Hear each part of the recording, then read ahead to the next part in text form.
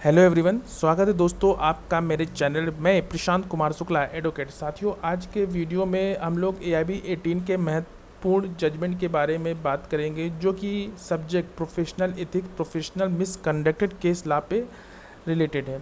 ये जो सब्जेक्ट है, इसमें से 4 से 5 नंबर के क्वेश्चन आते हैं। अगर इनमें से हमको 3 से 4 भी क्वेश्चन अगर हमारे फेवर में रहते हैं तो आपका जो AIB 18 का जो एग्ज़ाम है उसमें पास कराने में आपको बहुत ज़्यादा हेल्पफुल होगा। जैसे आपको पता है कि बूंद बूंद से सागर भरता है, उसी तरह ये इंपॉर्टेंट केस ला हमारे लिए बहुत ज़्यादा ज़रूरी है। और हमने जो AIB 18 की मैराथन स्टार्ट की है, जिसमें हमने PDF second third four already free of cost provide किया है, तो ये PDF आपको भी फ्री ऑफ कॉस्ट दी जाएगी। अगर जिन्होंने अभी टेलीग्राम ज्वाइन नहीं किया वो टेलीग्राम में ज्वाइन करें। और दूसरी चीज़, अगर आपको ये सब PDF चाहिए तो इसका मैंने डिस्क्रिप्शन बॉक्स में एक लिंक दी है, जहाँ पे आपको वैल्यूएबल फीडबैक देना है, रेटिंग देना है, सपोर्ट करना है पेज को, और उसका स्क्रीनशॉट दिए गए व्हाट्सएप नंबर पे भेजना है, जिससे कि मैं आपको फ्री ऑफ कॉस्ट ये PDF प्रोवाइड करा सकूं।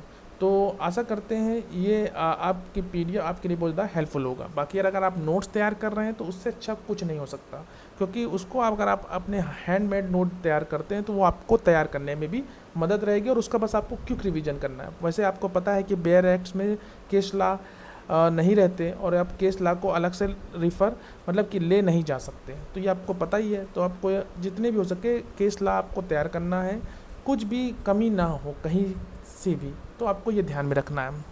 तो ये जो इम्पोर्टेंट केस लॉ है उसी का आज हम लोग डिस्कस करेंगे।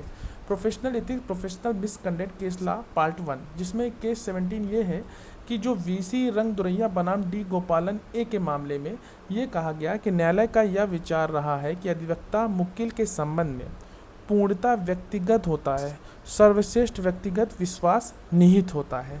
तो ये एक इम्पॉर्टेंट बात इस केस लॉ में कही गई थी, जो कि VC रंगदुरैया बनाम D गोपालन A के मामले, जो कि मोस्ट इम्पॉर्टेंट केस लॉ था प्रोफेशनल मिसकंडक्ट से related.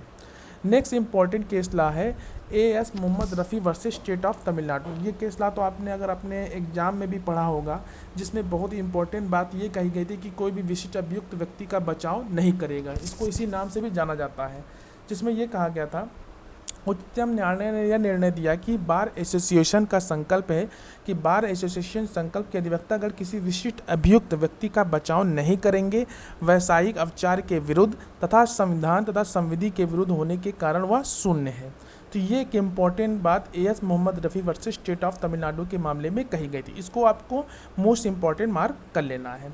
Next important case law है विकास देश पांडे। विकास देश पांडे में जो कि एक फेमस केस लॉ था बार काउंसिल ऑफ इंडिया का, और इसमें यह कहा गया था कि एक अधिवक्ता ने मिथ्या व्यपदेशन करके अपने मुक्किल से मुख्तारनामा प्राप्त किया और उसकी संपत्ति बेच दिया, और विक्रय से प्राप्त जो धन को अपने लाभ के लिए प्रयोग किया। अनुशासनिक समिति द्वारा घोर वृत्तिक अवचार का दोषी पाए जाने की ओर से प्रैक्टिस करने से स्थायी रूप से उसे वर्जित करने का निर्णय उच्चतम न्यायालय द्वारा एक अनुमोदित किया गया, जो कि विकास देश पांडे बनाम बार काउंसिल ऑफ इंडिया के मामले में कहा गया था। ये कि बहुत ज़्यादा इंपॉर्टेंट केस लॉ था, इसको भी आपको मोस्ट इम्पॉर्टेंट मार्क कर लेना है। नेक्स्ट इम्पॉर्टेंट के जो है वो ये है कि लाइन ऑफ फाइल यानी कि RD सक्सेना वर्सेस बलराम प्रसाद शर्मा, जो कि एक new India insurance company versus A of Saxena. यानी कि इस वाद में उच्चतम न्यायालय ने यह स्पष्ट कर दिया कि अपने शुल्क के लिए अधिवक्ता मुकदमे की फाइल पर धारणाधिकार का प्रयोग नहीं कर सकता है। शुल्क अथवा असंगत पारिश्रमिक प्राप्ति के लिए वह अन्य विधिक उपचार का भी अनुसरण कर सकता है। BCI के नियम 23 के अनुसार कोई भी अधिवक्ता मुवक्किल से प्रति अपने निजी दायित्व की जो उसके नियोजन के दौरान उत्पन्न नहीं हुआ है भी उसी अपने मुवक्किल द्वारा देय शुल्क से नहीं करेगा, क्योंकि इसमें जो BCI का जो रूल था वो 23 से रिलेटेड करता है। और ये केस लॉ इसी से रिलेटेड है कि RD सक्सेना बनाम बलराम प्रसाद शर्मा, जो कि न्यू इंडिया इंश्योरेंस का एक इम्पॉर्टेंट केस लॉ था, जो कि BCI के नियम 23 से भी रिलेट करता है। तो कभी कभी ये पूछ सकता है कि BCI 23 से इम्पॉर्टेंट केस लॉ कौन सा है, तो आपको ये केस लॉ याद रखना है। नेक्स्ट इम्पॉर्टेंट केस लॉ है हंसराज L दुलानी बनाम bar council of Maharashtra and Goa, जिसके बाद में उच्चतम न्यायालय ने अधिवक्ता के कर्तव्यों को ध्यान में रखकर मत व्यक्त किया कि न्याय प्रशासन में विधिक व्यवसाय न्यायालय के साथ भागीदार होता है। तो ये एक इम्पॉर्टेंट केस ला हंसराज एल दुलानी बनाम bar council of Maharashtra and Goa के मामले में कहा गया था।